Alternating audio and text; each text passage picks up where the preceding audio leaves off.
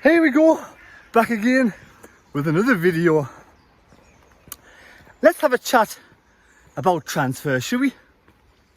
Out here down the beautiful Durham, down by the lovely River Wear, out for an absolutely fantastic, gorgeous walk.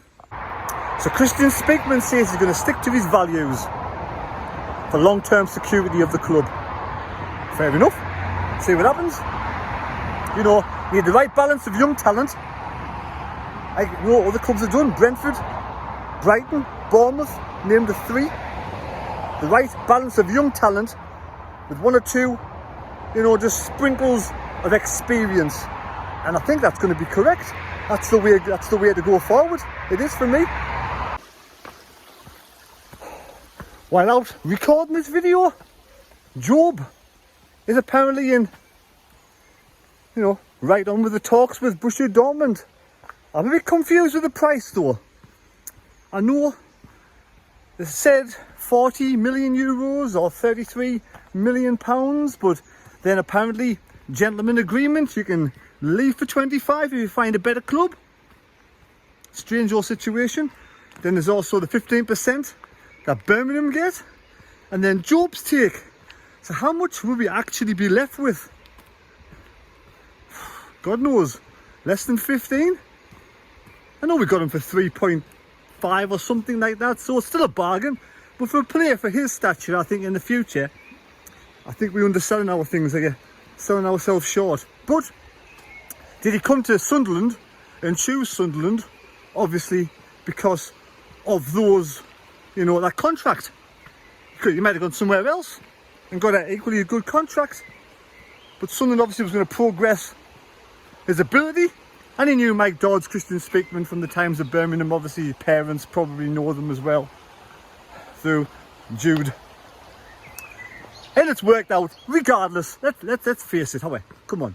Let's face it. Regardless of the price, regardless of what we get for Jobe Bellingham, it's been worthwhile because we're back in the Premier League. There's ifs, buts and maybes. If he didn't come to Sunderland, we may not have made it to the Premier League. We just don't know, do we? So the bigger picture is, we just get what we can and we move on and bring in some players. Now we brought in, obviously, Enzo the fee, for undisclosed fee, but it's probably roughly between 21 and 19 to 21, I would have thought. So yeah, it's the end of the day, we want Enzo the fee in the middle as number 10. Had a good end of the season. He had an injury during the season as well. He had a player out of position for the majority of his campaign at Sunderland. But I think it's a really good signing. Keep Enzo fit in the right position. He finally gets his big move. He's been threatening to get in the big sides like Roma. But now he's got his chance for Sunderland in the Premier League. And again, his opportunity, all right. We just need a few more players in. One in, one out. It's time to shake it all about and get some players in.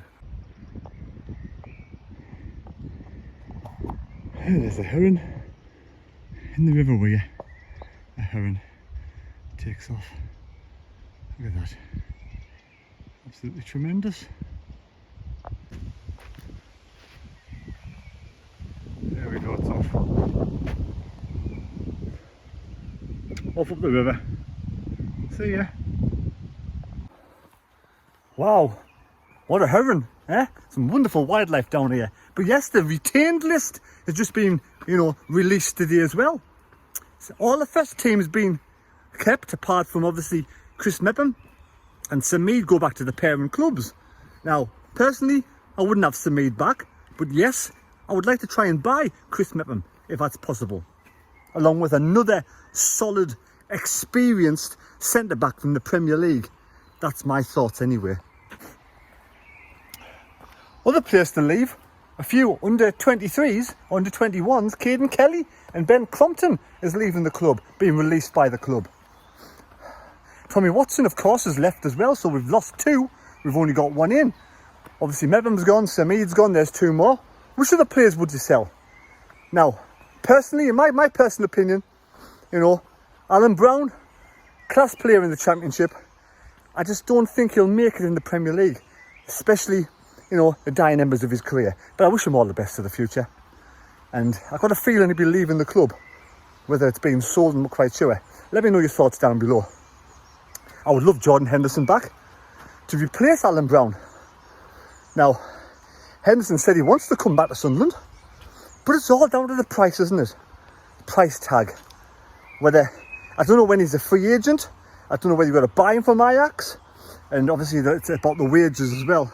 But if he really wanted to come back to Sunderland, and we really wanted him, we'd get him. He'd drop his wages down to come back to his hometown, where he started his career off. And it's whether, he doesn't fit the model, of course, but neither did Alan Brown. So 1 in, 1 out. Like I said, let's shake it all about. And there's Gomez being apparently linked to Sunderland from Liverpool.